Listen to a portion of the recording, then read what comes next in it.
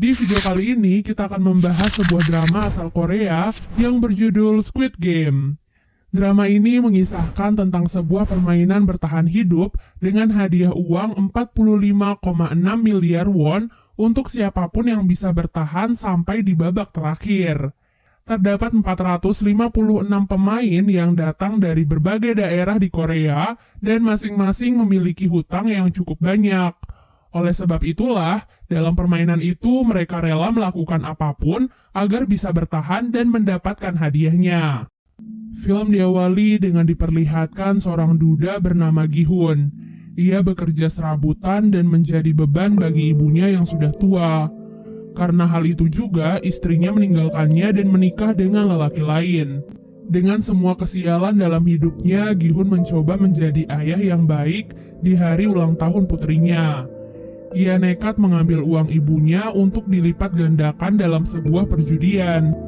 Beruntungnya ia berhasil memenangkan perjudian itu dan mendapatkan uang yang cukup banyak. Namun begitu keluar dari arena perjudian, ia langsung dikejar oleh para rentenir yang ingin menagih hutang pada Gi-hun. Melihat segerombolan rentenir itu, Gi-hun pun segera kabur untuk menyelamatkan uang-uangnya. Namun sayangnya ia tetap tertangkap. Ia mencoba bernegosiasi dan akan membayar separuh hutangnya dengan hasil kemenangannya hari ini. Namun saat ia memeriksa uangnya, ternyata semua uangnya telah hilang. Jadi saat proses pengejaran sebelumnya, ia sempat menabrak seorang gadis yang ternyata gadis itu telah mencuri semua uangnya.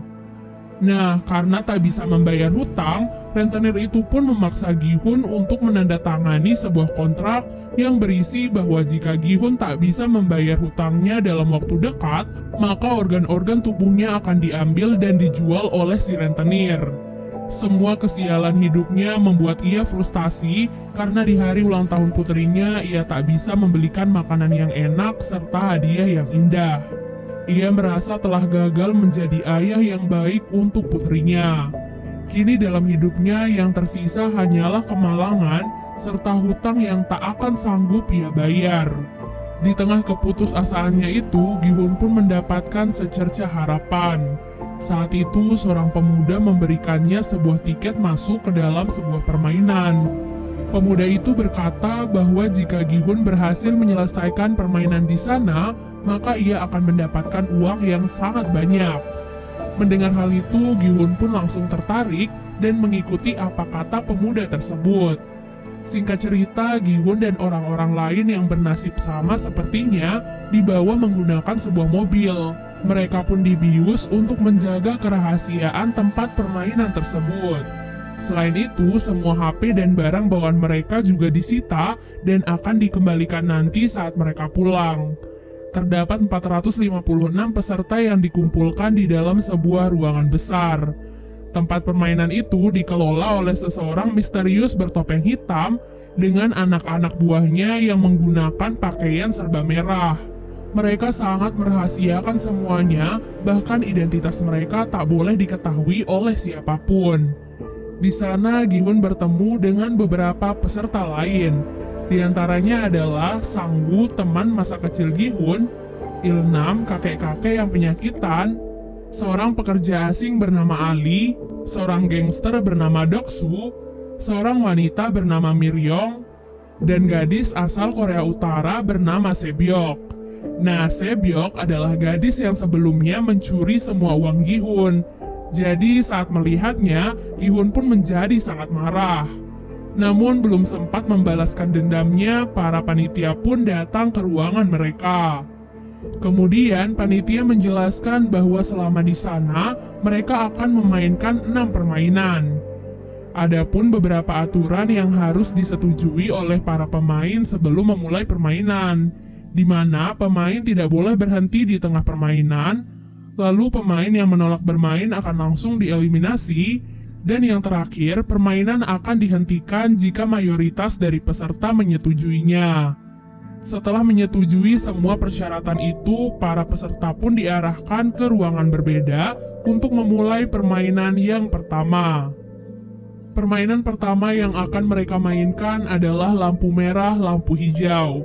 Terdapat sebuah robot raksasa di ujung ruangan yang akan bertugas sebagai penjaga.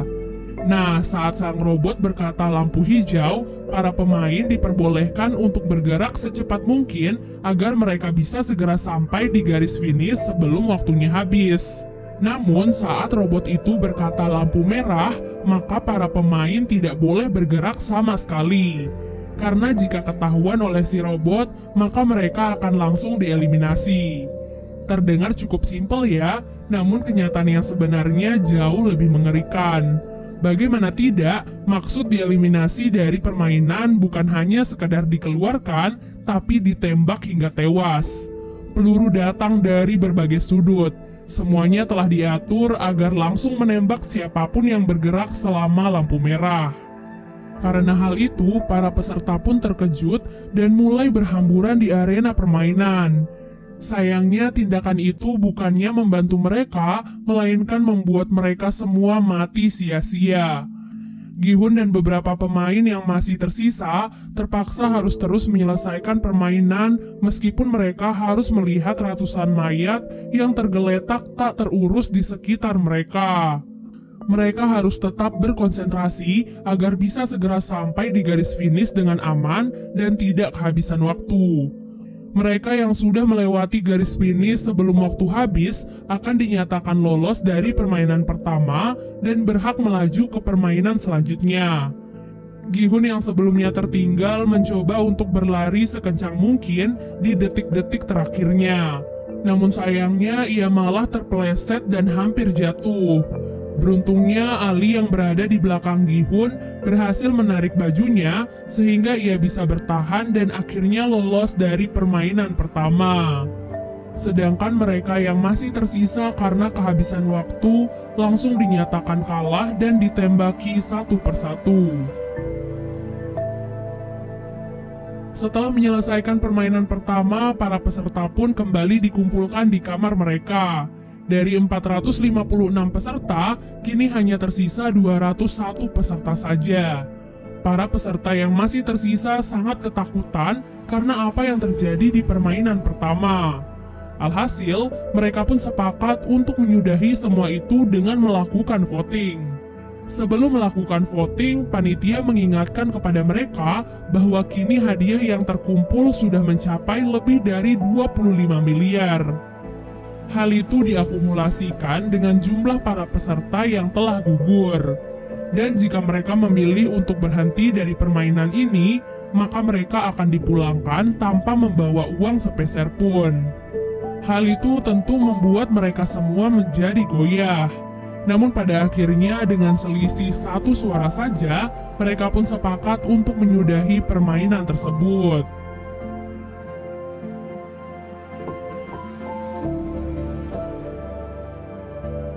Setelah kesepakatan itu, para peserta pun akhirnya dipulangkan kembali ke daerah mereka masing-masing. Keesokan harinya, Gi-hun memutuskan untuk pergi ke kantor polisi dan melaporkan sindikat permainan yang kejam sebelumnya. Ia pun menceritakan semua kejadiannya sejak awal mereka dibawa sampai kembali dipulangkan. Polisi yang mendengar semua ceritanya hanya bisa tertawa. Kemudian Gi-hun pun memberikan tiket permainan yang sebelumnya ia dapatkan dari pemuda misterius sebelumnya. Di sana terdapat sebuah nomor telepon yang bisa dihubungi. Namun ketika si polisi mencoba mengkonfirmasi nomor itu, yang mengangkatnya malah seorang wanita biasa. Hal itu pun membuat polisi marah kepada Gi-hun dan menganggapnya telah gila. Tak lama kemudian, seorang polisi bernama Junho baru saja tiba di kantor polisi tersebut. Entah apa alasannya, ia terlihat tertarik dengan tiket permainan yang dibawa oleh Gi-hun. Ia bahkan meminta identitas Gi-hun pada para polisi yang mendengarkan cerita Gi-hun sebelumnya. Junho sepertinya mengetahui sesuatu yang janggal dari permainan tersebut.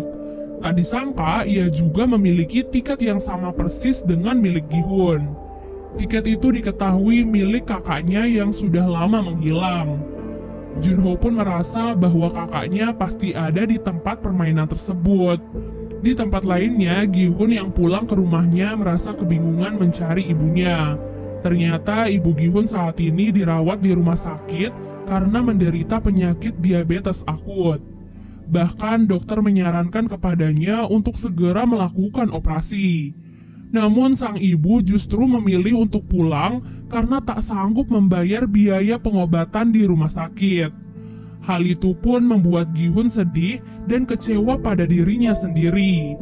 Ia bahkan nekat meminjam uang pada mantan istrinya demi bisa membayar biaya pengobatan ibunya. Namun yang ia dapatkan malah hinaan dari suami baru mantan istrinya yang juga bahkan melarangnya untuk mendekati putri kandungnya sendiri. Hal itu pun tentu membuat Gihun marah dan langsung menghajar lelaki tersebut. Kini Gihun pun sadar bahwa apa yang dikatakan panitia permainan itu benar adanya. Dunia luar jauh lebih kejam dari apa yang terjadi di dalam sana. Mereka akan tetap dikejar hutang dan mati di tangan rentenir. Semua kenyataan pahit dunia pun membuat Gihun dan yang lainnya tertarik untuk masuk lagi ke dalam arena permainan. Pada malam harinya, mereka semua pun berkumpul dan dijemput seperti saat pertama kali ikut serta. Namun, kini yang berbeda adalah mereka bisa lebih mempersiapkan diri karena sudah tahu apa yang akan terjadi di dalamnya. Dari arah lain, Junho ternyata juga ikut menyusup ke dalam mobil. Kali ini, ia bertekad untuk bisa masuk ke dalam arena permainan agar bisa menemukan kakaknya yang hilang. Ia pun menghajar seorang panitia dan mengambil kostumnya agar ia bisa menyamar tanpa diketahui oleh siapapun.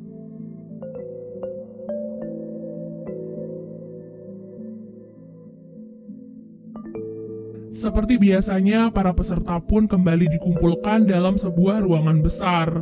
Namun tak diduga ada beberapa dari mereka kali ini datang dengan persiapan, yaitu membawa sebuah senjata atau barang-barang kecil yang mereka perlukan. Dari 201 peserta awal, kini tersisa 187 orang yang memutuskan untuk ikut serta kembali. Yang berarti hadiahnya juga semakin bertambah. Di waktu yang sama, Junho yang kebingungan juga kini harus menyamar menjadi panitia di dalam aula permainan tersebut.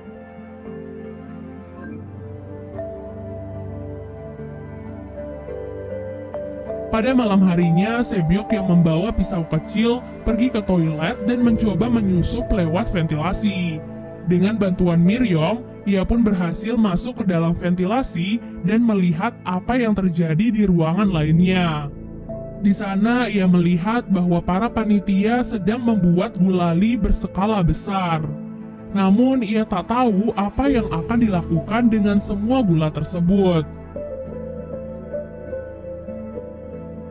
Keesokan harinya para peserta pun bersiap dan dikumpulkan untuk memainkan permainan yang kedua. Sebelum memulai permainan, Sang Woo bertanya kepada Sebyok tentang apa yang ia lihat kemarin malam. Ia pun berkata bahwa permainan kali ini pasti merupakan permainan masa kecilnya. Sedangkan Sebyok yang berasal dari Korea Utara pasti akan kesulitan. Oleh sebab itu, Sebyok pun memberitahunya bahwa ia melihat para panitia membuat gulali. Setelah mendengar hal itu, Sang Woo pun langsung teringat akan permainan masa kecilnya, di mana terdapat lelehan gula yang diberikan dalam bentuk yang berbeda-beda. Tugas mereka adalah mengikis gula tersebut sesuai dengan bentuknya. Itulah mengapa ia sengaja mengambil bentuk segitiga karena merupakan bentuk yang paling mudah. Namun anehnya, Sang Woo tidak memberitahu teman-teman terdekatnya tentang hal itu dan malah membiarkan mereka memilih bentuk-bentuk yang sulit. Seperti contohnya Gihun mengambil bentuk payung dan kakek Ilna mengambil bentuk bintang. Peserta memiliki waktu 10 menit untuk menyelesaikan permainan kali ini. Bagi peserta yang gagal membuat bentuk yang sesuai, maka mereka akan langsung dieliminasi atau ditembak. Hal itu pun membuat para peserta yang lain panik dan semakin ketakutan. Mereka semua berusaha sekeras mungkin untuk mendapatkan pola yang diinginkan. Kemudian terlihat Miryong yang memanfaatkan korek apinya untuk memanaskan jarum agar gulali itu bisa lebih mudah untuk dilelehkan. peserta yang mengambil bentuk mudah satu persatu mulai berhasil menyelesaikan misi dengan aman.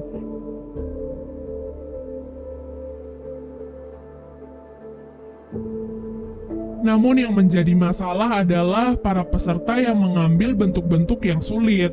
Ditambah mereka juga dikejar oleh waktu yang semakin berkurang. Dalam proses permainan itu, Junho pun mulai dicurigai oleh panitia lain karena ia terlihat kebingungan dan seperti tidak mengetahui tugasnya di sana. Di menit-menit terakhir, Gi-hun pun mendapatkan ide cemerlang agar ia bisa menyelesaikan misi dengan cepat. Saat itu, ia melihat bahwa gulali mereka telah memiliki polanya. Jadi yang harus mereka lakukan adalah menjilati gulali itu sampai bisa dipisahkan dari polanya tersebut. Hal itu adalah cara tercepat yang bisa mereka lakukan saat ini jika ingin selamat. Para peserta yang melihat Gi-hun pun langsung mengikuti triknya. Tak disangka hal itu pun sangat membantu mereka sehingga beberapa peserta termasuk Gi-hun dan kakek Ilnam berhasil menyelesaikan misi dengan aman. Namun ada seorang peserta yang gagal mencoba melawan seorang panitia. Oleh sebab itu, panitia yang lain pun langsung menembak peserta yang lain agar mereka tidak memiliki kesempatan untuk melawan. Peserta itu pun menodongkan pistol ke arah panitia tersebut dan memintanya untuk melepaskan topeng. Namun begitu ia melepaskan topengnya, ia pun langsung ditembak oleh penyelenggara permainan. Jadi semua panitia di sana telah memiliki perjanjian bahwa mereka dilarang membuka topeng atau identitas mereka di dalam aula permainan, kecuali saat mereka berada di dalam kamar dan sendirian. Semua itu dilakukan untuk menjaga semua kerahasiaan dari permainan tersebut.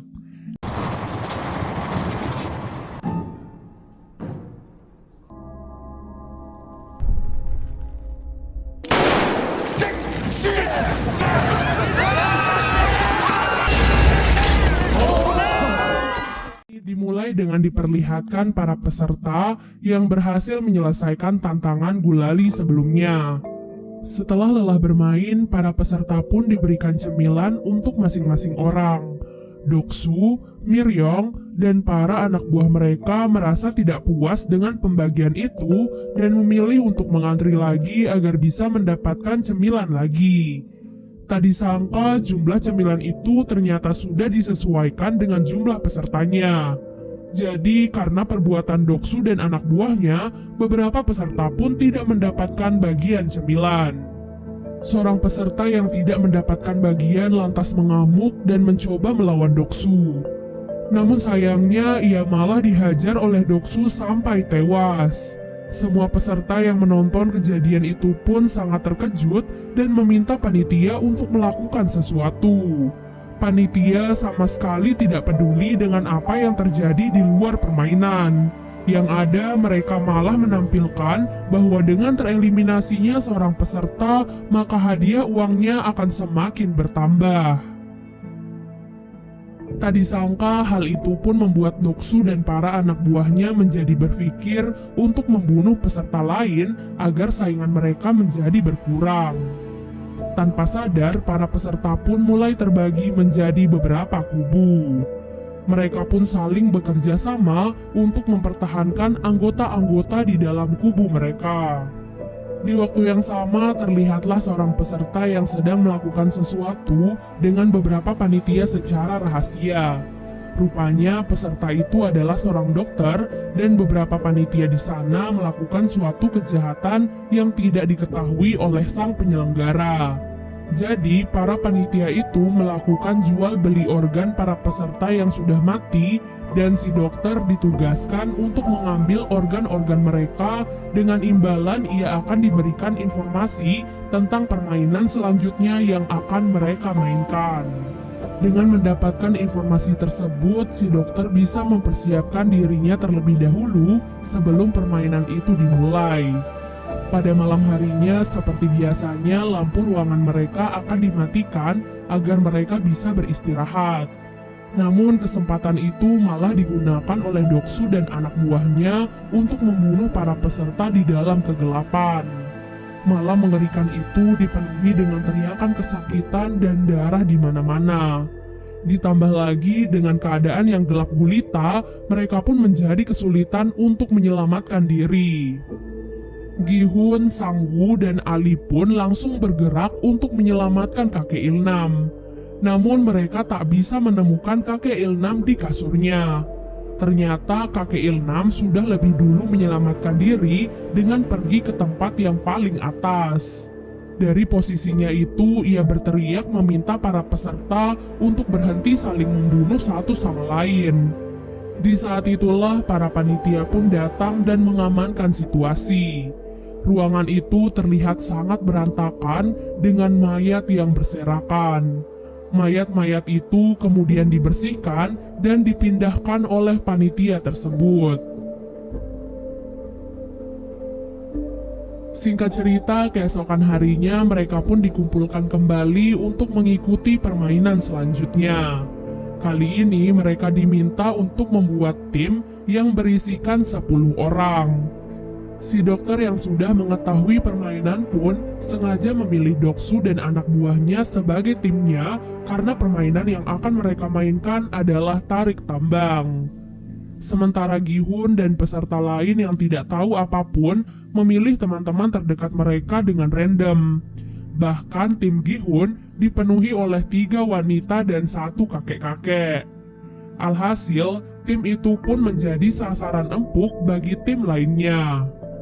Tarik tambang yang akan mereka mainkan bukanlah tarik tambang biasanya.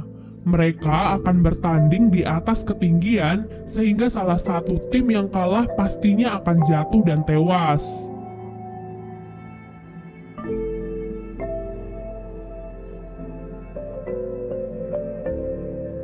Singkat cerita, tibalah saat tim Gi-hun akan melawan tim lain yang terlihat lebih kuat. Sejak awal, Sang-woo merasa sudah putus asa melihat semua anggota-anggota di timnya. Namun, tepat sebelum permainan dimulai, kakek Ilnam pun membagikan tips dan trik yang dahulu biasa ia pakai saat bermain tarik tambang. Kini yang mereka perlukan hanyalah kerjasama tim dan saling percaya. Pada awalnya, trik kakek Ilnam pun berhasil mereka lakukan, namun sayangnya karena pihak lawan sangatlah kuat, mereka pun tetap saja tak bisa mengalahkannya.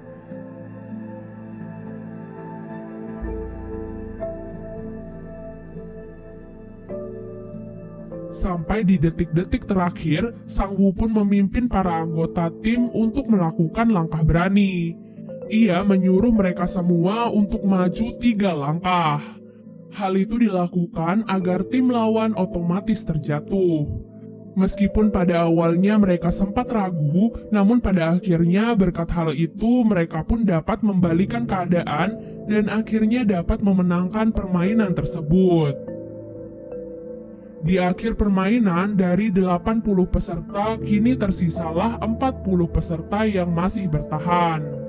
Setelah permainan usai, seperti biasa, si dokter akan dipanggil untuk melakukan operasi pengambilan organ. Saat itu, Junho yang masih menyamar diminta oleh seorang panitia untuk ikut melakukan pengiriman organ. Di sanalah Junho melihat apa yang dilakukan oleh si dokter dan para panitia itu. Mereka mengambil organ-organ penting dari mayat peserta yang sudah tereliminasi. Organ-organ itu nantinya akan dijual agar mereka bisa mendapatkan uang.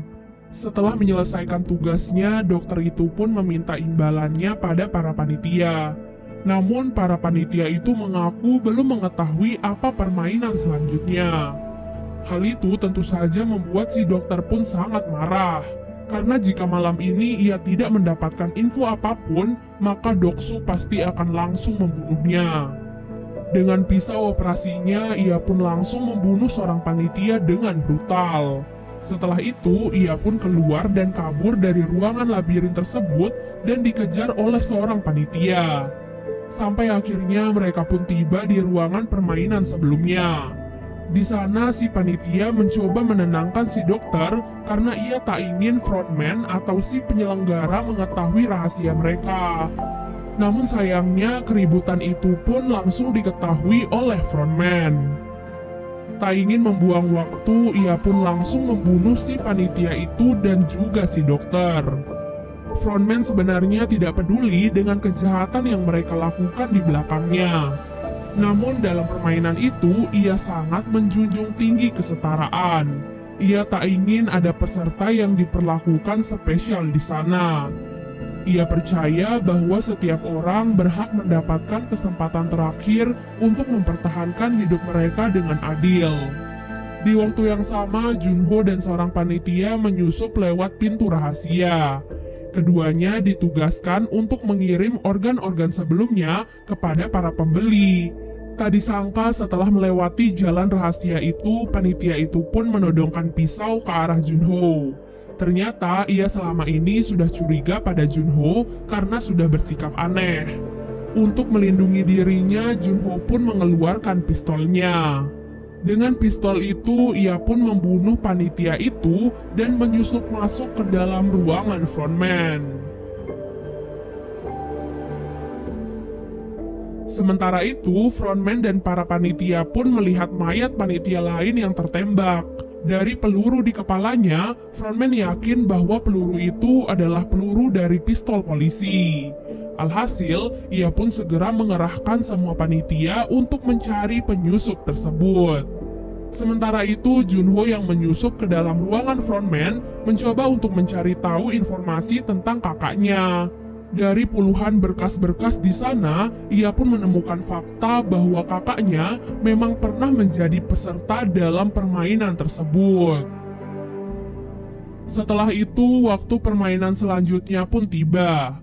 Dalam perjalanan menuju ke ruangan permainan, mereka pun diperlihatkan mayat si dokter dan mayat panitia-panitia yang lain. Mereka secara resmi meminta maaf, sekaligus mengingatkan bahwa hal itu akan terjadi pada mereka jika mereka berbuat curang. Pada permainan kali ini, mereka diminta untuk berpasangan 2 orang. Karena jumlah peserta saat ini 39, itu artinya akan ada 1 orang yang tidak memiliki pasangan. Saat itu, tidak ada satupun peserta yang mau berpasangan dengan kakek Ilnam. Mereka takut jika di permainan kali ini akan membutuhkan kekuatan. Karena merasa kasihan, Gi-hun pun memutuskan untuk berpasangan dengan kakek Ilnam. Pada akhir pemilihan pasangan, tersisalah Miryong yang tidak mendapatkan pasangan. Karena hal itu, ia pun dibawa oleh para panitia ke ruangan lainnya. Di ruangan permainan, masing-masing peserta diberikan 1 kantong yang berisi 10 kelereng. Dalam waktu 30 menit, peserta yang mendapatkan 20 kelereng di akhir permainan akan dinyatakan menang. Itu artinya mereka harus bersaing melawan pasangan mereka sendiri.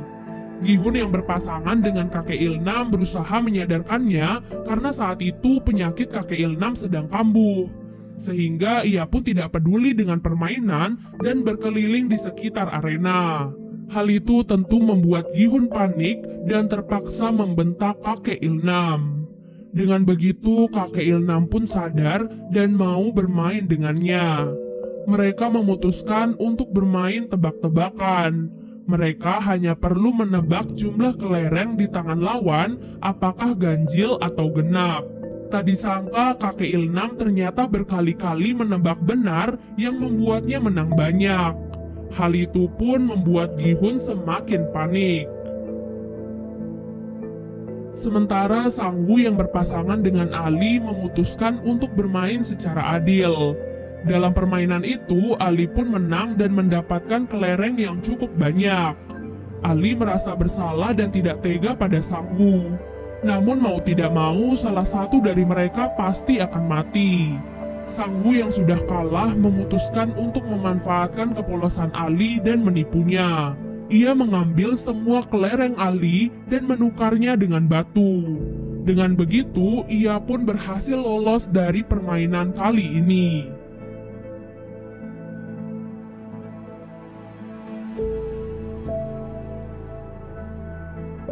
Di sisi lain, Sebyok yang berpasangan dengan seorang wanita bernama Ji-young memilih untuk menghabiskan 30 menit mereka untuk mengobrol. Dari sana, Jeong pun menyadari bahwa Sebyok lebih pantas untuk selamat daripada dirinya. Mengingat Jeong selama ini hidup sebatang kara dan tidak ada satupun orang yang akan menunggunya bebas. Oleh sebab itulah, ia pun memutuskan untuk mengalah dan membiarkan Sebyok lolos dari permainan itu.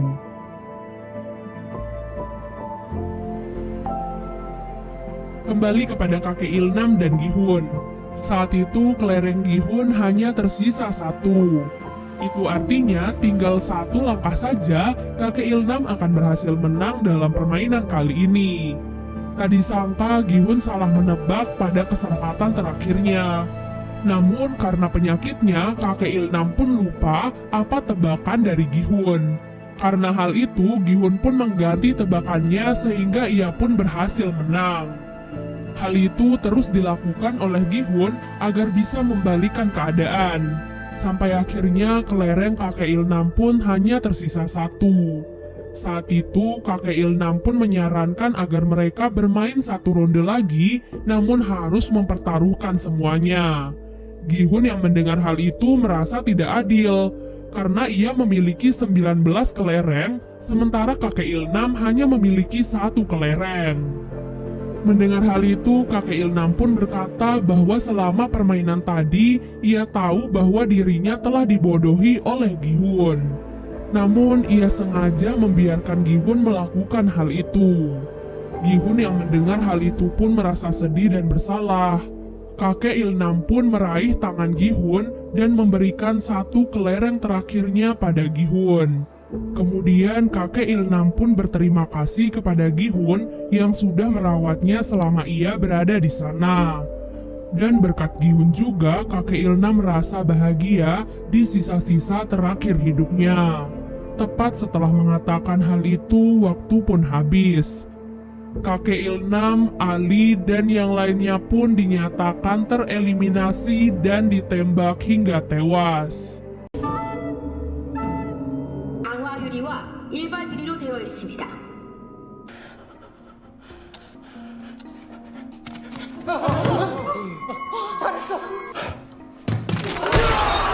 Film diawali dengan diperlihatkan keadaan setelah permainan kelereng selesai. Para peserta yang kembali ke base camp sangat terkejut karena ternyata Miryong tidak dieliminasi dan masih selamat. Di sisi lain, frontman juga masih khawatir karena belum bisa menemukan penyusup di dalam arena permainan. Padahal sebentar lagi para investor VIP akan datang berkunjung. Oleh sebab itu, ia tetap meminta para panitia untuk selalu waspada dan terus mencari si penyusup tersebut. Keesokan harinya, para tamu VIP pun tiba dan disambut langsung oleh frontman. Sama seperti frontman dan yang lainnya, para tamu VIP juga menggunakan topeng untuk menyembunyikan identitas mereka. Saat itu, frontman mewakili tuan rumah untuk menyambut dan melayani para tamu VIP karena tuan rumah masih memiliki urusan yang lain. Para VIP inilah yang menginvestasikan uang mereka sebagai taruhan dalam permainan-permainan sebelumnya. Sekarang mereka berkunjung untuk menyaksikan secara langsung para pemain di sana. Setelah itu, Junho yang masih bersembunyi memutuskan untuk merampas kostum lainnya agar ia bisa lebih dekat dengan tamu VIP sekaligus mengambil beberapa video sebagai bukti. Tak lama kemudian, permainan kelima pun siap dimainkan. Sebelum memulai permainan, para peserta pun diminta untuk memilih rompi yang bertuliskan nomor 1 sampai 16. Pemilihan rompi itu akan menentukan nasib mereka pada permainan kali ini. Para peserta yang ketakutan segera mengambil nomor-nomor tengah karena merasa nomor itu pasti aman. Sampai saat giliran Gi-hun, nomor yang tersisa adalah nomor 1 dan 16. Awalnya Gi-hun ingin mengambil nomor 1, namun peserta lain memohon kepadanya karena ia terlalu takut untuk menjadi peserta terakhir. Alhasil, Gi-hun pun mengalah dan membiarkan peserta itu untuk mengambil nomor pertama. Setelah pemilihan nomor, mereka pun dihadapkan pada sebuah jembatan kaca. Dalam waktu 15 menit, setiap pemain harus melewati jembatan kaca itu sesuai dengan urutan mereka. Nah, jembatan kaca itu terbuat dari dua jenis kaca yang berbeda. Itu artinya jika salah melangkah, maka mereka akan langsung jatuh dan tewas. Menjadi pemain awal adalah tugas yang paling berat, karena jika mereka salah melangkah, maka pemain di belakang mereka bisa aman karena memilih kaca yang benar. Namun menjadi pemain terakhir juga tidak mudah, karena ia harus berpacu dengan waktu yang terus berjalan. Singkat cerita, permainan kelima pun dimulai. Satu persatu pemain pun mulai memberanikan diri untuk melompati jembatan kaca tersebut. Tak sedikit dari mereka gagal memilih kaca yang benar dan jatuh begitu saja. Dengan waktu yang terus berjalan, para pemain pun menjadi tidak sabar dan memutuskan untuk mendorong pemain di depan mereka. Sampai akhirnya Doksu pun sampai di posisi terdepan. Tentu saja tidak ada yang berani melawannya apalagi mendorongnya. Doksu bersikeras bahwa ia akan tetap berada di posisinya agar tidak ada peserta yang lolos dari permainan tersebut. Miryong yang kesal lantas melompat ke arahnya dan memegang erat tubuh Doksu. Ia pun mengorbankan dirinya sendiri dengan membawa Doksu jatuh bersamanya. Setelah beberapa pemain jatuh dan tewas, kini tersisa 4 pemain saja. Seorang pemain di posisi terdepan ternyata merupakan seorang pekerja di pabrik kaca. Oleh sebab itu, ia pun bisa membedakan kaca yang kuat dan kaca biasa. Dengan kemampuannya itu, ia pun berhasil membawa Sang-woo, Se-byok, dan Gi-hun yang ada di belakangnya dengan selamat. Namun saat di langkah terakhirnya, frontman yang mengetahui hal itu sengaja mematikan lampu agar mereka menjadi kesulitan untuk menemukan kaca yang benar. Hal itu pun membuat pemain itu mengulur waktu terlalu banyak. Alhasil, Sang-woo pun menunjukkan jati dirinya yang sebenarnya. Ia tega mendorong pemain itu, padahal berkat pemain itu mereka bisa maju dengan selamat. Tepat di detik-detik terakhir, Sang-woo, Se-byok, dan Gi-hun pun segera berlari sebelum akhirnya jembatan kaca itu pun dihancurkan, sehingga kaca-kaca itu pun terbang dan menggores beberapa bagian tubuh mereka.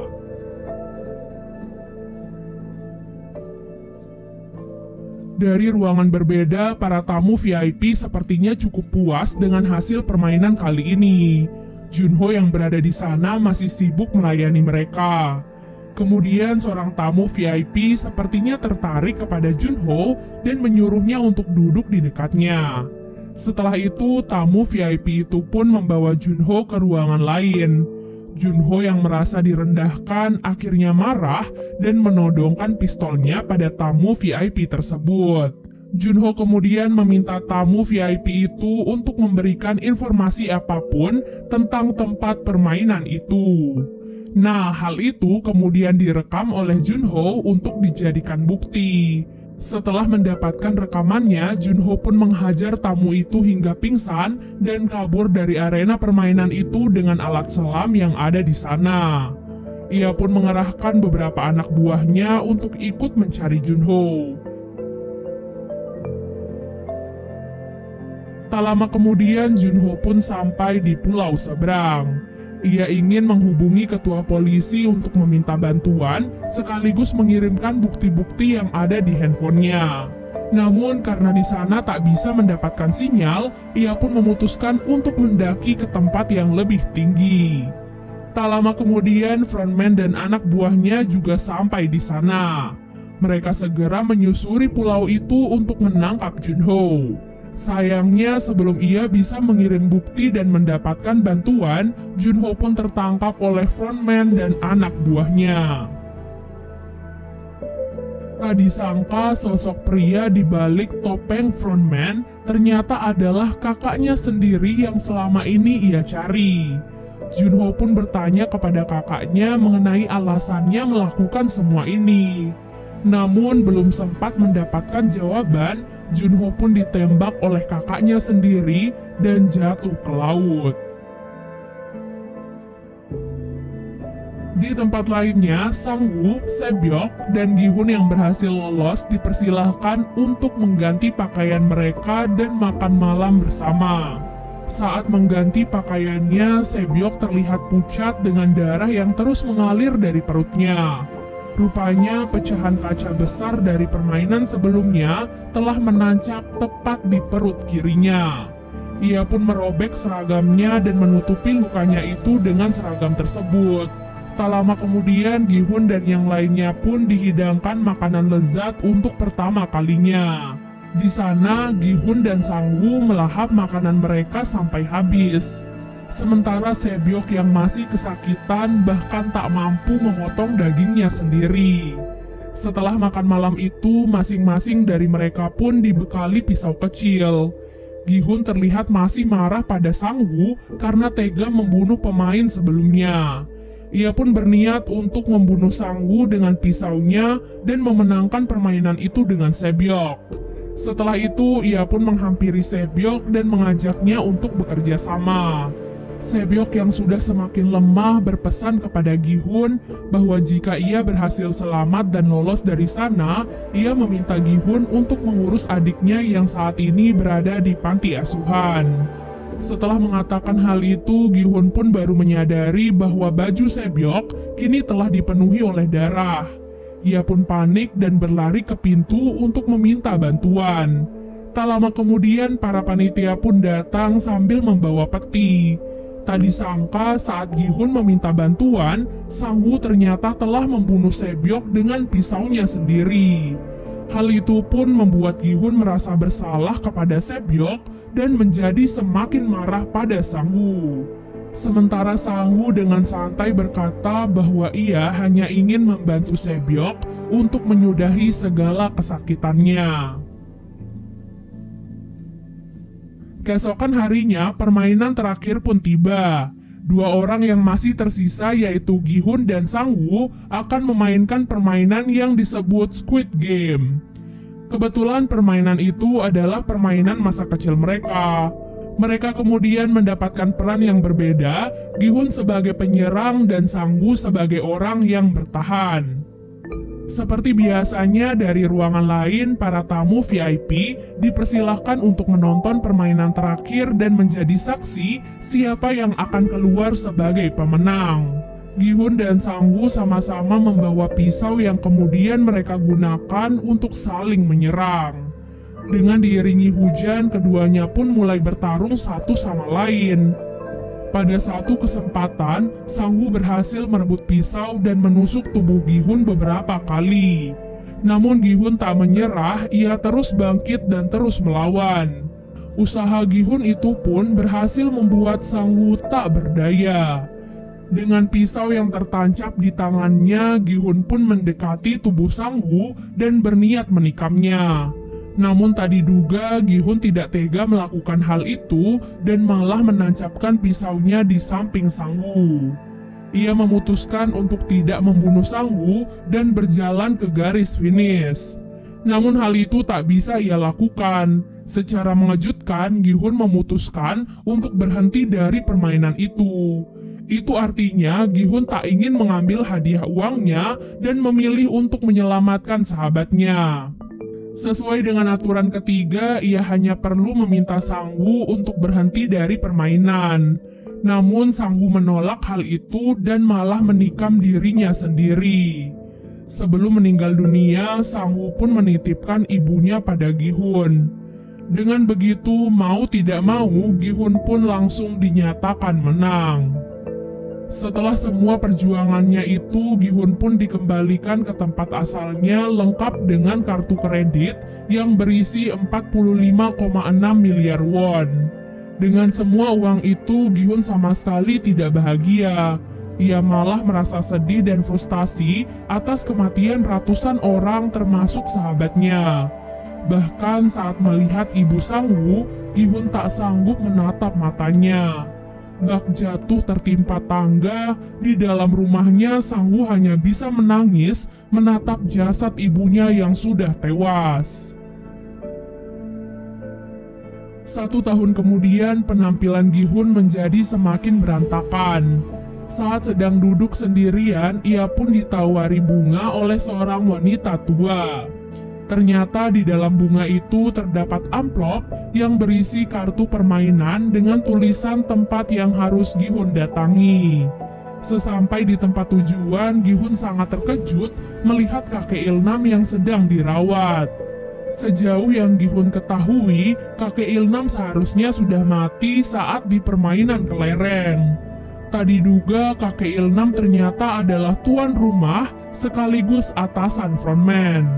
Kakek Ilnam mengaku meski memiliki uang yang banyak, ia tidak bahagia sama sekali karena tidak tahu bagaimana cara menghabiskan semua uangnya itu. Dengan kondisi tumor di otaknya serta hidupnya yang diprediksi sudah tidak lama lagi, ia pun memikirkan cara untuk bersenang-senang. Kemudian ia pun teringat akan masa kecilnya yang selalu bahagia karena menghabiskan waktu dengan bermain bersama teman-teman. Oleh sebab itulah ia dan orang-orang kaya lainnya menciptakan arena permainan itu agar ia bisa menikmati kebahagiaan dengan ikut berpartisipasi sebelum ia meninggal dunia. Mendengar hal itu, Gi-hun pun menjadi sangat marah. Bagaimana tidak, mereka rela mengorbankan ratusan nyawa hanya untuk bersenang-senang. Namun kakek Ilnam pun menegaskan bahwa sejak awal ia tak pernah memaksa siapapun untuk ikut ke dalam permainan itu. Ia dengan tulus berterima kasih kepada Gi-hun yang sudah memberikan kebahagiaan dengan menjadi teman bermainnya selama di sisa-sisa akhir hidupnya. Setelah mengatakan hal itu, kakek Ilnam pun meninggal dunia.